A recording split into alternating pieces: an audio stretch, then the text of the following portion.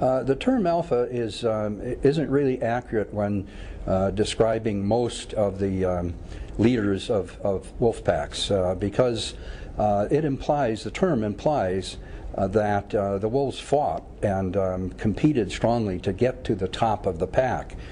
In actuality, the way they get there is merely by mating with a member of the opposite sex, producing a bunch of offspring, which are the rest of the pack then, and becoming the natural leaders that way, just like with a pair of humans producing a family.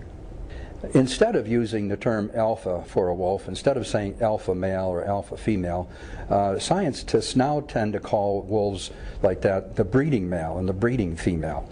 And or you can call them the mother wolf and the father wolf. There's really nothing wrong with that.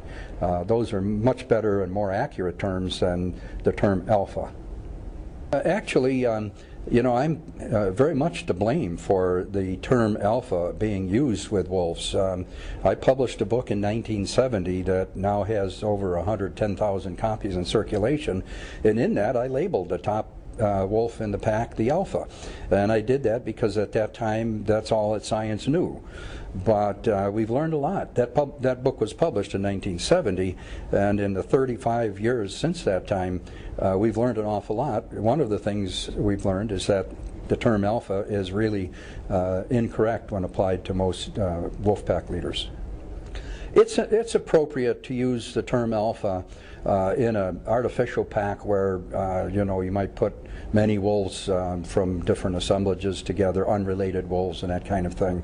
Then they would form a pecking order or a dominance hierarchy, and you could call the top animal at that point the alpha.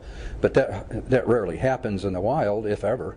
And so that would be one case where you could use it. Another case is where you have what we call a complex pack, or a pack with multiple breeders. In Yellowstone, for example, there have been some packs that have had as many as 3 breeding females.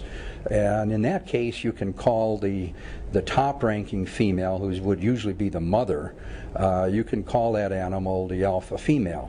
But looked at in the perspective of wolf packs in general around the world and all, that rarely happens.